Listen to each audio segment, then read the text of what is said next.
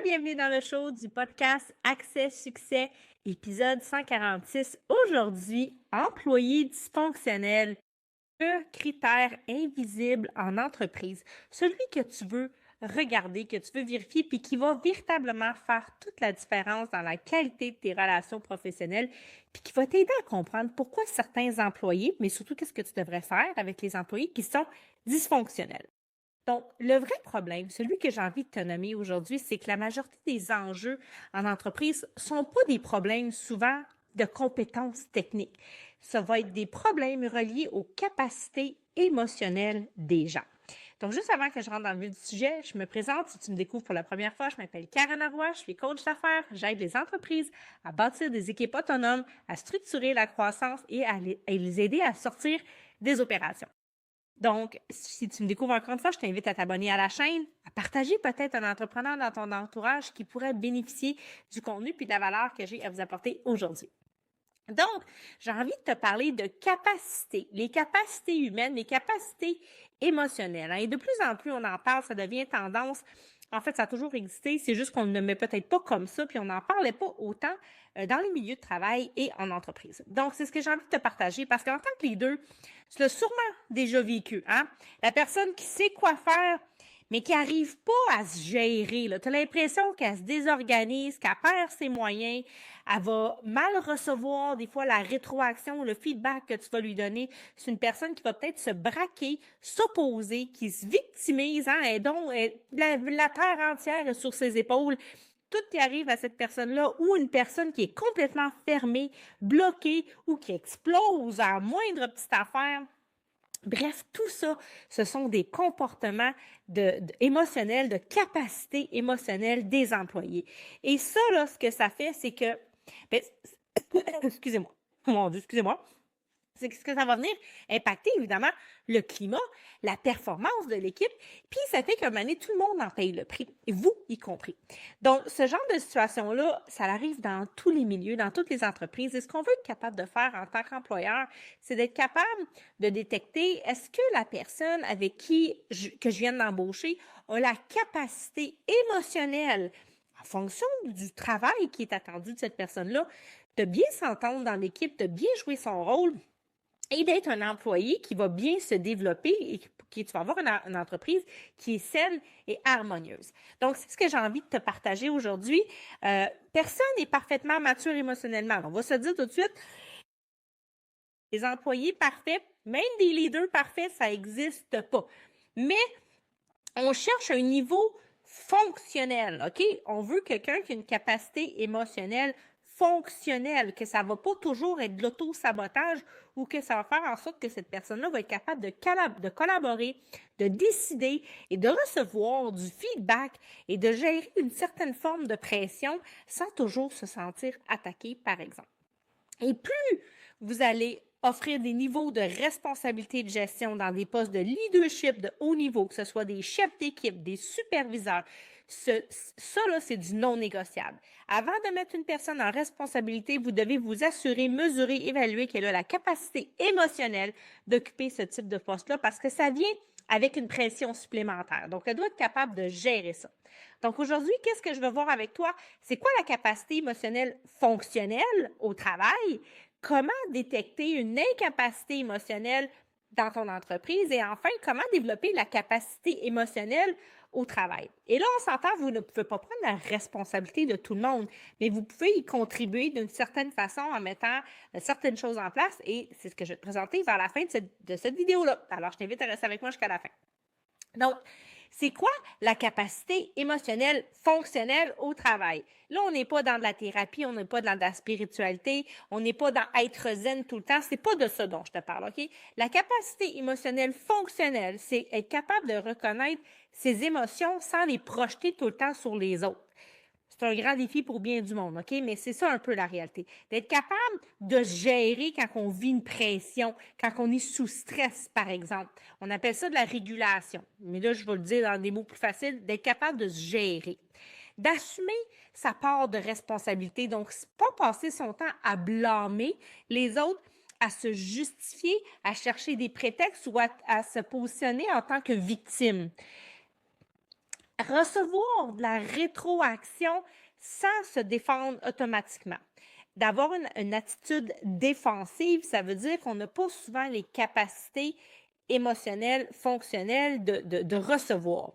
Et les gens ils vivent tout finalement comme une attaque. Donc ça, c'est des signes, OK? C'est des drapeaux. Mais qu'est-ce que c'est concrètement la capacité émotionnelle, fonctionnelle? C'est ça. Être capable de distinguer. Donc l'individu doit avoir assez de maturité pour être capable de distinguer qu'est-ce qui est personnel à lui versus une demande qui est professionnelle. Et enfin, être capable de rester dans un dialogue avec un interlocuteur, entre autres avec le boss ou peut-être même avec un collègue de travail quand c'est inconfortable. Ce sont vos signaux, ce sont vos marqueurs que vous devez regarder. Et plus le rôle est élevé, je le répète, c'est super important. Chef d'équipe, gestionnaire, leader, plus ce seuil doit être élevé. Et ça, c'est un non négociable.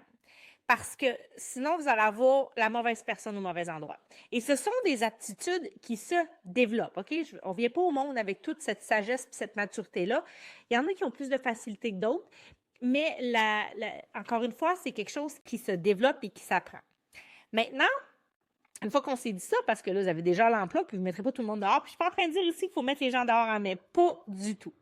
Mais comment est-ce qu'on arrive à détecter une incapacité émotionnelle en entreprise? Parce que maintenant, il y a des signaux que vous pouvez détecter. Ça va vous donner ça va vous mettre la puce à l'oreille, OK? Dans un premier temps, la réaction à la rétroaction. Donc, posez-vous la question. Quand je lui fais du feedback à cette personne-là, est-ce qu'on la sent ouverte, là étant la personne, ou elle se ferme? Est-ce qu'elle se braque? Est-ce qu'elle vient toute crispée? Donc, regardez les signaux d'alerte. La personne peut porter à se justifier constamment. Donc, ça, c'est un mécanisme là, de défense. Elle va minimiser. Bah, c'est pas si grave que ça. C'est pas tout à fait ça qui est arrivé. Là, elle est en train de minimiser des faits. Elle va se victimer. Oh, c'est ça, c'est encore de ma faute, on me tombe toujours dessus. Pourquoi c'est juste à moi que ça arrive? Ça, là, c'est des comportements, des réactions de victimes. Puis là, je vous fais un petit miroir en tant que gestionnaire, leader, chef d'entreprise. Là, jouez-vous des fois, vous aussi, ce rôle-là, parce qu'on se joue aussi des fois, ce rôle-là. Donc, observez-vous. Elle va se refermer ou elle va devenir passive, agressive. Donc, c'est comme ça, sans attaquer, il va y avoir du sarcasme, il va y avoir des pointes. Ou elle va tout simplement attaquer la personne au lieu du contenu, donc du contexte, du sujet qui est apporté, c'est qu'elle va aller attaquer le messager finalement. OK? Donc ça, c'est un des premiers indices que vous pouvez voir qu'il y a un drapeau ici. La gestion des inconforts. La question clé à poser, là. Comment est-ce que la personne a réagi quand quelque chose ne va pas exactement comme elle veut? Hein? C'est pas parfaitement comme elle voudrait que ça se passe. Donc, on va observer souvent de l'évitement à l'inconfort. Exemple, elle va remettre à plus tard. Elle va faire semblant que ça va, mais ça va pas. Puis, tu sais, son non-verbal, tout le reste dit que ça va pas. Elle va dire que ça va, tout est correct. Elle va laisser traîner ce qui la dérange, les irritants, puis ou elle va se fermer sans rien dire. Hein? Elle va devenir évitante, elle va ghoster ce qui a été demandé, par exemple. Donc, l'inconfort n'est pas géré ici. Il est comme emmagasiné, il est stocké, il est réprimé. Puis, des fois, là, c'est pas beau parce que ça finit par exploser quand on se rend là. L'autre chose qu'on peut aussi observer, c'est la réaction qui va être disproportionnée. Hein? Une irritation rapide. Un ton super défensif, une fermeture émotionnelle ou des réactions vraiment intenses pour des enjeux comme vraiment mineurs. Donc là, c'est un exemple, c'est un indicateur, c'est un drapeau qu'il y a peut-être une surcharge émotionnelle chez la personne. Et tout ça, là, c'est important de le dire, c'est des drapeaux que vous devez observer. Vous n'êtes pas responsable de ça, comment la personne se gère, mais c'est des choses à faire attention. On va aller revenir plus tard après ça, qu'est-ce qu'on peut faire avec ça. Ensuite, un transfert de responsabilité, par exemple. Donc, tu sais, la personne va, ben c'est pas clair, on me l'a pas dit, c'est pas de ma faute. Donc là, encore une fois, l'inconfort que vit la personne va être déplacé sur un contexte, sur les autres, sur un système, pour pas prendre sa partie de responsabilité finalement. Il y a aussi de l'incapacité à rester dans l'inconfort productif. Donc, tu sais, la personne qui est inconfortable, mais qui sait qu'il faut qu'elle fasse sa job, donc là, elle veut régler tout trop vite. Ou elle va couper la discussion, ou elle va changer de sujet. Elle veut, dans le fond, est tellement inconfortable en dedans d'elle qu'elle veut éviter toute forme de tension. Et là, ça crée une personne qui va être pas vraiment productif ou qui va donner l'impression qu'il va vouloir l'être, mais qui va saboter finalement. Donc, la croissance, évidemment, professionnelle, ça passe presque toujours par un certain inconfort. Donc, il faut comprendre que même si vous avez un poste de travail qui est pas si compliqué que ça, qui demande une certaine routine, il y a toujours à un moment donné de l'inconfort qui va se vivre, soit dans le travail, soit dans les tâches, soit dans la gestion de changement que vous allez faire dans l'entreprise, soit dans un nouvel employé qui va arriver puis qui s'entendront peut-être pas avec. Dans n'importe quoi, il va finir par se présenter une situation pour l'employé où il va vivre un inconfort. Donc, gardez ça à l'esprit.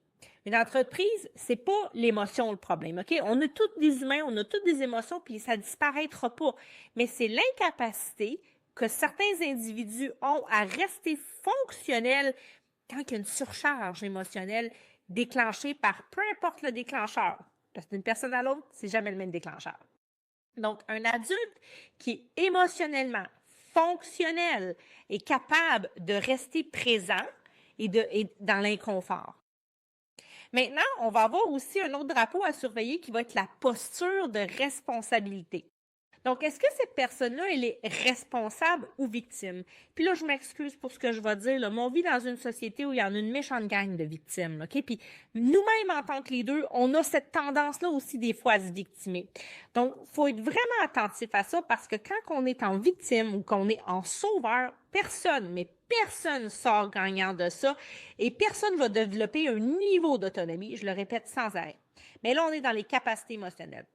Donc, un des indices d'immaturité fonctionnelle, c'est que c'est toujours à cause de. Hein? Il y a toujours un prétexte, il y a toujours une excuse, c'est toujours à cause de. Donc, on ne prend pas sa part de responsabilité.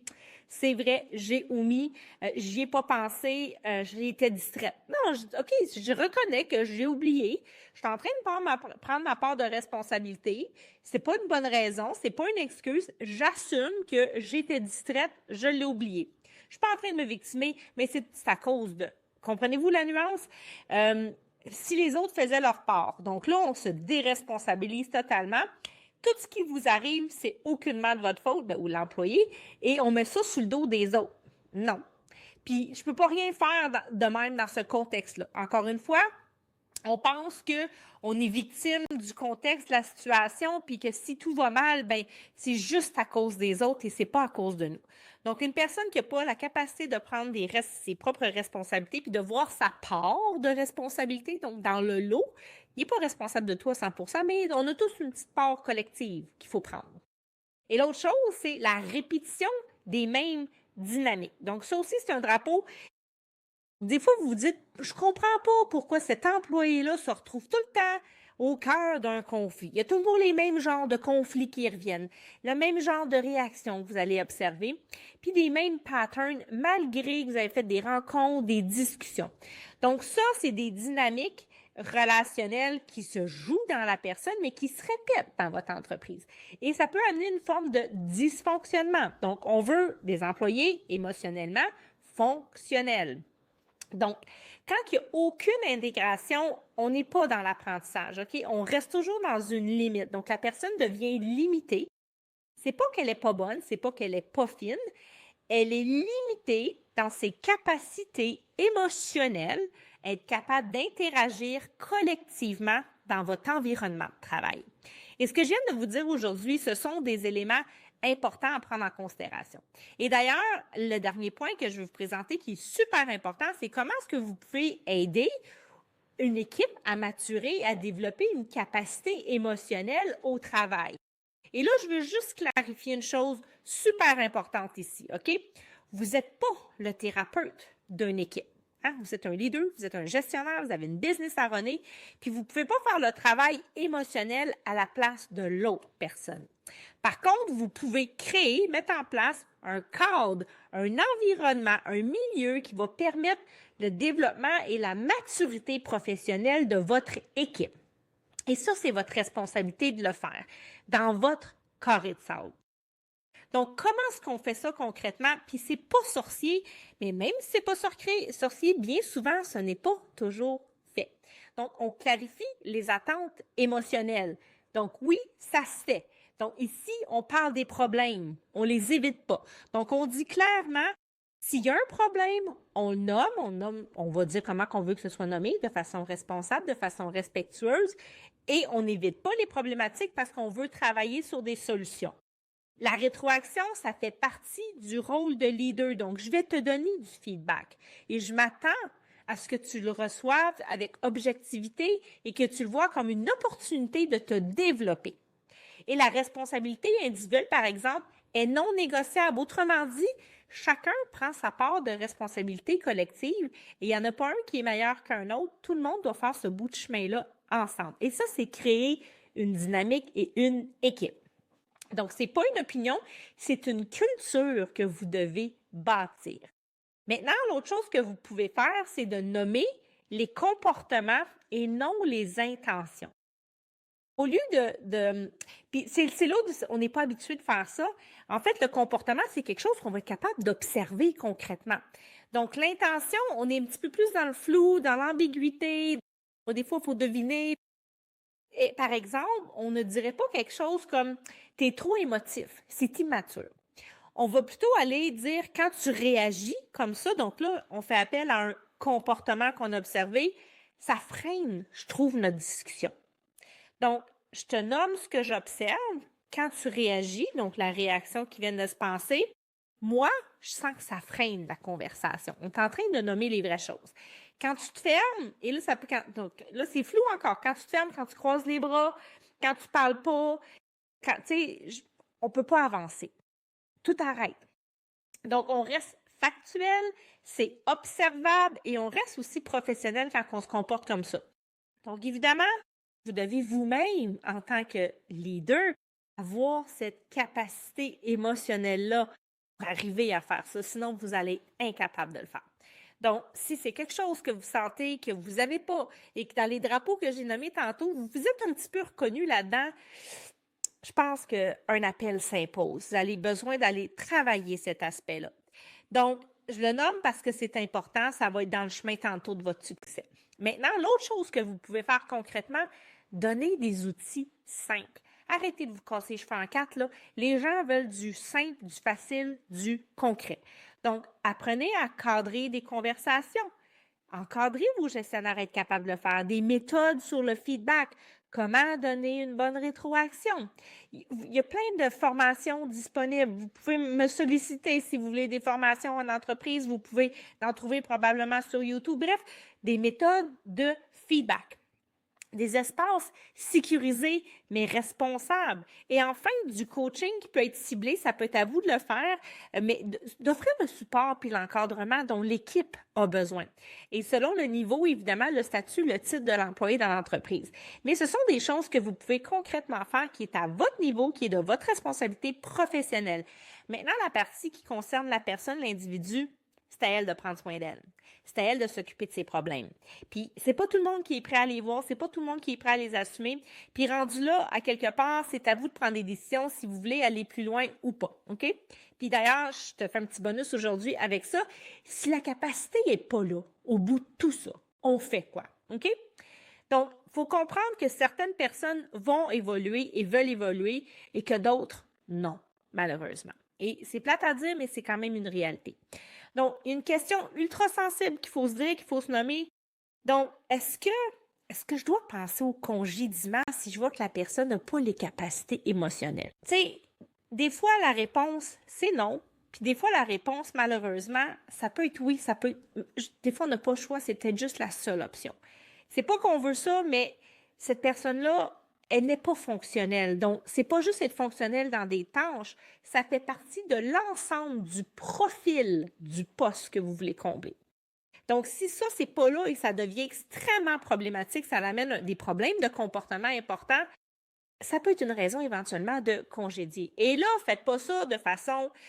Karine me dit de congédier. Attendez, il y a des façons de faire. Vous allez devoir documenter, vous allez devoir... Il y a plein d'actions que vous devez faire avant de procéder à un congédiement brutalement comme ça. Donc, c'est pas ce que je suis en train de dire, mais ça peut en arriver jusque-là. OK? C'est ce que je veux dire.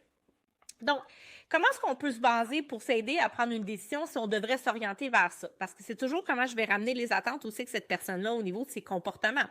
Donc, on peut accompagner si on voit que la personne, elle reconnaît ses limites. Elle voit bien qu'elle a de la misère des fois puis qu'elle se comporte comme ça. Donc, une partie de prise de conscience de « oui, j'admets que je peux être de même des fois ». OK. Elle démontre une volonté réelle d'évoluer. Et là, ça devient tricky parce qu'il y en a qui vont dire oui, oui, oui. Tu sais, des oui, mais, oui, oui, oui, oui, oui, oui, OK. Mais est-ce qu'ils veulent vraiment ou ils disent juste oui pour te faire plaisir, pour gagner du temps, puis rester plus longtemps, puis garder leur travail? Il y a des micro-changements qu'on va observer. Donc, des fois, c'est pas à la vitesse qu'on voudrait que ça se passe, mais il se passe de quoi quand même. Il y a une petite évolution. Et le rôle peut tolérer, donc la fonction que la personne occupe, et ça, c'est super important ce que je suis en train de vous dire, la fonction que la personne occupe peut se permettre un apprentissage graduel de ses capacités fonctionnelles, émotionnelles. Par contre, vous allez devoir trancher si la personne refuse toute remise en question. Une personne qui est complètement fermée et qui n'est pas capable de faire une part d'autocritique, ça va être extrêmement difficile de faire évoluer cette personne-là, OK? Un impact négatif sur l'équipe. Là, ça commence à contaminer. Là. Prenez la pomme pourrie dans le panier, si vous ne faites rien, ça va finir par déteindre autour. Donc, vous allez devoir prendre action. Être en posture défensive constante. Mon Dieu, que ça va vous drainer de l'énergie, ça n'a juste aucun sens. Et pas juste vous, toutes les gens de votre équipe. Un rôle qui exige un niveau émotionnel qu'elle n'a pas. Donc, il y a des postes, comme les postes de leadership que j'ai nommés, qui demandent un niveau émotionnel. C'est un critère d'embauche. Puis, on le sous-estime bien souvent, puis c'est pour apprendre à le mesurer. Donc, on peut avoir une bonne personne dans l'entreprise et peut-être juste pas à la bonne place. Et enfin, un leader où vous êtes épuisé à devoir constamment compenser parce que la personne n'a pas la capacité. Et là, vous ménagez, vous prenez dessus parce que vous savez qu'elle ne sera pas capable de le faire. Donc ça, là, ça devient exigeant puis vous n'avez pas d'énergie pour ça. Vous avez une business à rouler. Donc, gardez quelqu'un qui est émotionnellement non fonctionnel dans son rôle, à quelque part, c'est trahir votre équipe et vous trahir vous-même. Donc, non, des fois, ça peut être malheureusement de prendre une décision qui est inconfortable, qui n'est pas le fun, mais qui est nécessaire pour votre santé mentale, la santé mentale du restant de votre équipe et la santé de votre entreprise. Donc, en gros, le courage du leader, le leadership, c'est pas juste de sauver les gens. C'est protéger l'organisation, l'équipe, puis parfois la personne elle-même de ses propres limites et incapacités. Donc, détecter la capacité émotionnelle, c'est vraiment un acte de lucidité, c'est un acte de responsabilité dans votre posture de leader, puis c'est un acte de courage parce que c'est pas toujours facile d'aborder ce genre de situation-là. Et plus tu montes comme leader, plus tu dois accepter que c'est une vérité qui est inconfortable. Donc, tout le monde ne peut pas ni ne veut pas évoluer au même niveau et ça, tu n'as aucun contrôle là-dessus. J'espère que ça t'amène de la clarté aujourd'hui. C'est un élément que j'aime ça parler parce que ça fait partie des dynamiques et c'est beaucoup, encore une fois, dans l'être. Comment sont les gens? Alors, si tu sens que tu as besoin d'aide avec ça, que tu sens que tu aimerais travailler ta posture, ton leadership, être un meilleur chef d'entreprise et un meilleur dirigeant, alors prends un moment, viens nous contacter, écris-moi. On va réserver un appel ensemble, on va regarder comment est-ce qu'on peut t'aider. On a plein de solutions. Alors, sur ça, je te dis merci. Je vous souhaite une excellente journée et on se retrouve la